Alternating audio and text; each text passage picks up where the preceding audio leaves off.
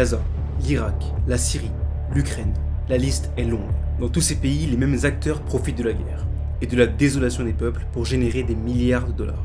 Un business de la mort, un business qui rapporte beaucoup. Dans cette vidéo, on va répondre aux questions que personne n'aborde publiquement. Pourquoi certaines entreprises vont s'enrichir dès que la paix sera officiellement annoncée à Gaza? Pourquoi cette guerre aurait-elle pu être évitée mais ne l'a pas été? Quels sont les véritables intérêts américains dans la région? Comment le business de la guerre rapporte gros, très gros? Et comment certains investisseurs particuliers profitent eux aussi de cette situation pour s'enrichir?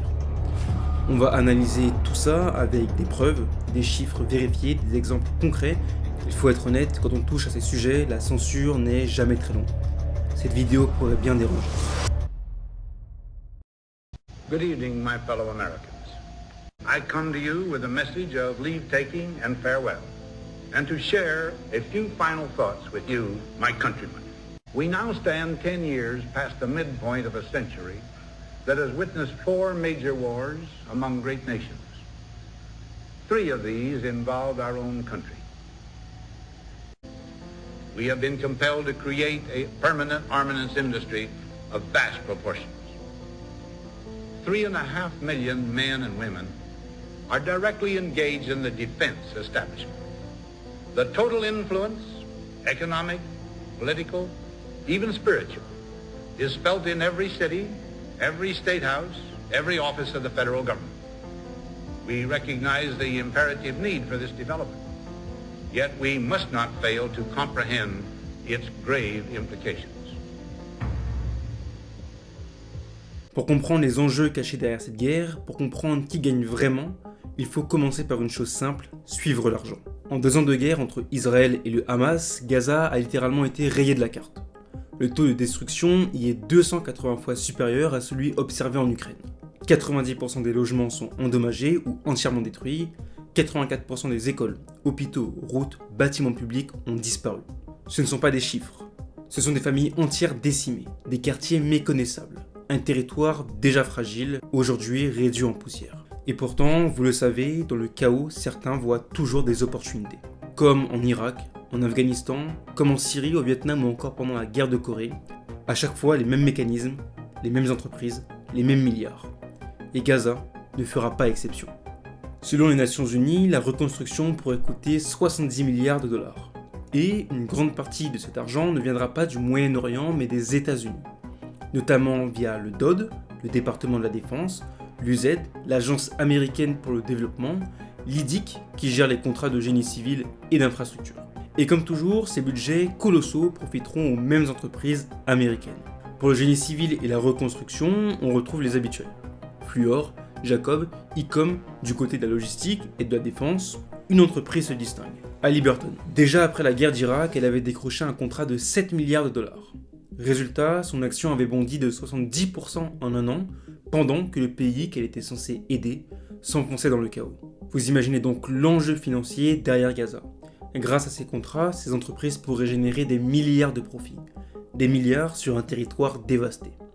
Alors pourquoi les États-Unis dépenseraient des milliards pour un territoire qui n'est même pas le leur? Pourquoi Gaza? Pourquoi maintenant? La reconstruction crée certes des emplois, augmente les dépenses, alimente la croissance, mais ce n'est pas la vraie raison. Tout cela ne représente que la surface. Il manque un élément qu'on n'aborde jamais publiquement et qui change tout. Une vérité dérangeante mais essentielle. Avant de comprendre ce que les États-Unis gagnent réellement dans cette guerre, avant de voir qui profite déjà du chaos, il faut répondre à une question simple mais explosive. Est-ce que ce drame du 7 octobre aurait pu être évité? Et si oui, pourquoi ne l'a-t-il pas été? את כל המקומות שהחמאס נערך בהם, של עיר הרשע הזאת, כל המקומות שהחמאס מסתתר בהם, פועל מתוכם, נהפוך אותם לאיי חורבות. אני אומר לתושבי עזה, צאו משם עכשיו, כי אנחנו נפעל בכל מקום ובכל העוצמה. L'attaque du 7 octobre a choqué le monde entier. En quelques heures, près de 1200 Israéliens ont été tués, des centaines blessés et des otages emmenés de force à Gaza. Un traumatisme national, une blessure historique. Mais derrière l'émotion, une question dérange et revient sans cesse. Comment une attaque d'une telle ampleur a-t-elle pu surprendre l'un des pays les plus surveillés et les mieux renseignés de la planète? Les services de renseignement israéliens ont admis avoir reçu des signaux, mais selon leur dire, ils les auraient minimisés. Les services américains affirment également avoir intercepté des indications qu'une opération du Hamas se préparait, sans en connaître la date ni l'ampleur. Une version déjà fragile, mais qui devient très difficile à croire lorsque l'on connaît l'étendue réelle des capacités américaines. Le ciel est américain, et ce n'est pas une métaphore. Les États-Unis possèdent une constellation d'outils de surveillance unique au monde. Ces satellites militaires peuvent littéralement voir à travers les nuages, la fumée, la pluie, et même la nuit complète. Les Américains ont plus de satellites de reconnaissance que tous les pays du monde réunis. Avec ces technologies, ils peuvent suivre des troupes au sol en temps réel, détecter des installations militaires sous camouflage, repérer un véhicule grâce à son empreinte thermique après son passage, identifier du matériel sous des filets de camouflage grâce à des capteurs hyperspectraux, analyser des bases souterraines, comme ils l'ont fait récemment avant de bombarder les sites nucléaires iraniens, mais aussi suivre des sous-marins comme celui qui a échoué en Chine récemment. Tout cela est renforcé par l'IA du Project Maven, capable d'analyser automatiquement des milliers d'images par seconde. Absolument rien n'échappe à ce système, qui peut surveiller n'importe quel endroit de la planète sans interruption. Alors comment croire qu'ils n'ont rien vu venir? Le Hamas a mobilisé plus de 5000 hommes, des pick-up, des motos, un entraînement intensif du commando Al-Nokba, des regroupements, des tests, des préparations en pleine zone surveillée. Il est juste impossible qu'une telle opération soit passée inaperçue. Impossible, sauf si on choisit de ne rien voir. Alors chacun se fera son propre avis, mais un fait demeure. La guerre éclate, Israël contre le Hamas, et immédiatement, les États-Unis entrent dans l'équation. Pourquoi? Pourquoi s'impliquer aussi vite, aussi fort, aussi directement? Qu'est-ce que les États-Unis ont à gagner dans cette région du monde? Pourquoi cette guerre-là? Et surtout, pourquoi retrouve-t-on au cœur de cette crise des pays comme l'Iran, Israël, l'Arabie Saoudite et la Chine? Quels liens secrets les unissent dans ce puzzle géopolitique? C'est précisément ce que nous allons décortiquer dans le prochain chapitre. Parce que ce qui se joue là-bas est bien plus grand qu'un conflit régional. Le Moyen-Orient est une terre de contradictions, un endroit où se croisent histoire, religion, richesse, pauvreté, stabilité fragile et ambition impériale. Depuis 70 ans, la région est un champ de bataille politique.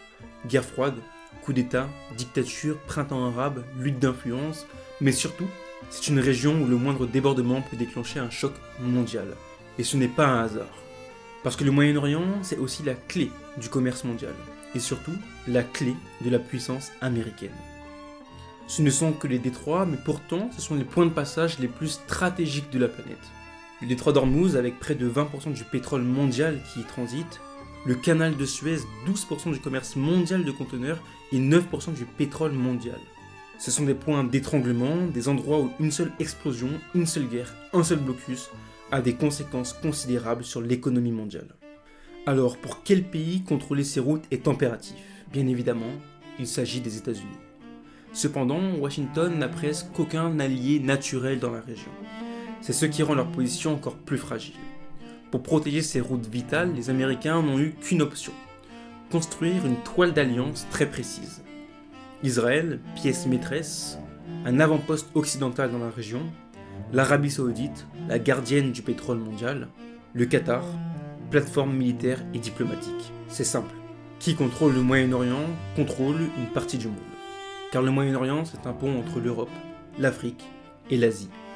Pour Washington, avoir un pied dans cette région, c'est pouvoir mettre une pression économique, militaire ou même énergétique sur 3 continents à la fois. Et surtout, c'est garder un œil sur l'ennemi numéro 1 de la région, l'Iran. Problème, l'Iran n'est plus seul. Aujourd'hui, 3 grandes puissances veulent leur part. L'Iran, qui rêve d'un empire régional, la Chine, qui veut sécuriser son énergie et son commerce, la Russie, qui cherche des alliés pour contourner les sanctions. Ces 3 pays avancent leurs pions dans la région. Et pour Washington, c'est un danger existentiel. Depuis presque 50 ans, tout le pétrole du monde s'achète en dollars. C'est notamment ce qui permet aux États-Unis de financer leur dette et de dominer l'économie mondiale. Mais si la Chine, la Russie ou l'Iran prenaient le contrôle du Moyen-Orient, c'est tout le système du pétrodollar qui s'effondrerait. La fin de la domination américaine pourrait commencer ici. Voilà pourquoi Washington doit absolument contrôler le cœur énergétique du monde. car dans cette région, 48% du pétrole mondial y est produit. Ce n'est pas un hasard si Trump a désigné récemment l'Arabie Saoudite comme allié majeur de l'OTAN, sans pour autant l'intégrer officiellement.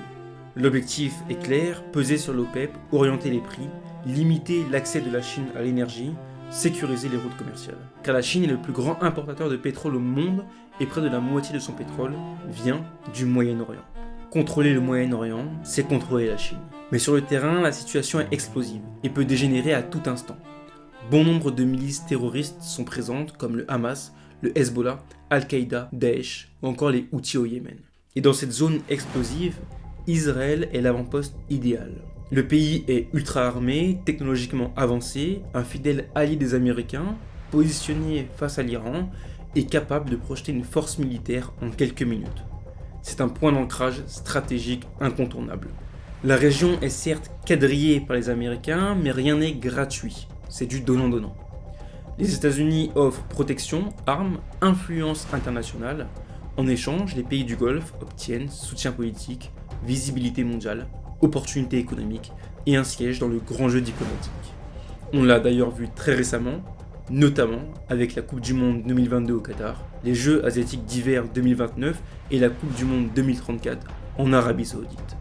Ce n'est pas du sport, c'est de la géopolitique. Pour que les alliances et le quadrillage américain tiennent, il faut des armées équipées, afin de protéger les bases américaines, les alliances régionales, les opérations secrètes, mais aussi la protection des routes commerciales. Tout cela nécessite des armes, beaucoup d'armes, mais aussi des alliés prêts à acheter des milliards d'équipements militaires. Ce n'est pas un hasard si le marché de la défense au Moyen-Orient est l'un des plus grands du monde. Et c'est précisément ce que nous allons analyser dans le prochain chapitre. Nous avons des systèmes et des marchés qui se sont déréglés à cause de la guerre. Nous avons des gens qui ont spéculé sur la guerre. Et aujourd'hui, vous avez des gens qui font beaucoup d'argent sur la guerre. On appelle ça des profiteurs de guerre. Qui profite vraiment des guerres, des tensions, du chaos?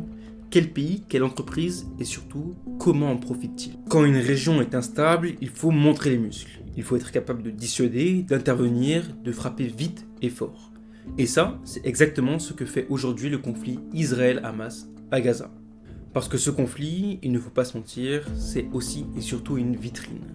Une vitrine où les États-Unis exposent leur matériel militaire, leur précision, leur technologie, leur puissance. Et derrière cette vitrine, il y a un business colossal. Cette instabilité permanente au Moyen-Orient rapporte énormément d'argent.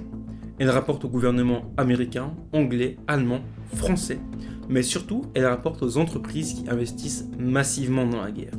Le Moyen-Orient, à force de tensions, est devenu l'un des plus grands marchés d'armement au monde. Tous des clients premium. Et tous se fournissent au même endroit, chez les Américains. Chaque année, ce sont des milliards de dollars d'armement vendus dans cette seule région. Une vraie mine d'or. Une somme totalement indécente et totalement assumée. Mais ce que presque personne ne sait, c'est que ces ventes d'armes, ce ne sont pas juste des ventes. Chaque contrat vient avec des chaînes invisibles. Quand un pays achète des armes américaines, il signe automatiquement une clause de non-agression. Il n'a donc pas le droit d'utiliser ces armes contre les USA ou leurs alliés. Une clause de non-transfert, pas de revente, pas de don, pas de détournement sans l'accord de Washington. Alors que se passe-t-il si les règles ne sont pas respectées? Des sanctions dramatiques sont appliquées. Blocage économique et surtout révocation des licences. Plus de maintenance, plus de mise à jour, tout matériel devient obsolète du jour au lendemain. L'outil parfait pour maintenir un pays dépendant. Mais le business de la guerre ne s'arrête pas à la vente d'équipements. Il continue dans la finance. Les États-Unis ont garanti le paiement des intérêts et du capital des obligations israéliennes. Ces obligations sont émises avec la même note que les États-Unis, mais avec un rendement légèrement supérieur. De quoi attirer tous les États, toutes les entreprises, tous les fonds. En septembre 2024, quand Israël intensifie son offensive, le rendement à 10 ans était à 5%. 5% garanti par les USA eux-mêmes. De l'argent rapide et facile. Et tout ce capital, pendant que les investisseurs touchent leurs coupons, finance la guerre. Des fonds comme BlackRock via iShares deviennent créanciers d'entreprises israéliennes, comme Leviathan Bond ou Teva Pharmaceutical. Ils prennent des positions sur Elbit Systems, géant de l'armement. Et avant de dire les Américains sont sales, nous, européens ne sommes pas mieux. BNP, Amundi et d'autres fonds français financent exactement les mêmes entreprises. Et ce n'est pas tout. La France, comme le reste de l'Europe, achète toujours massivement du GNL russe. Pour ce qui est du pétrole russe, on enregistre plus 109% d'importation de pétrole en provenance de l'Inde, pays qui achète, raffine et revend le pétrole russe. Le business de la guerre ne connaît ni drapeau ni morale. Mais attention, on n'a encore abordé qu'une seule couche, parce qu'il y a un autre outil encore plus puissant, le FMI. Regardez l'histoire, à chaque fois que les États-Unis interviennent quelque part, le pays détruit finit presque toujours par contracter un prêt massif auprès du FMI pour se reconstruire. Et pour ceux qui refusent ou n'y ont pas accès, ils tombent dans les bras de la Chine, avec un autre piège. En cas de non-remboursement, Pékin exige des actifs stratégiques. C'est ce qui s'est passé en Angola.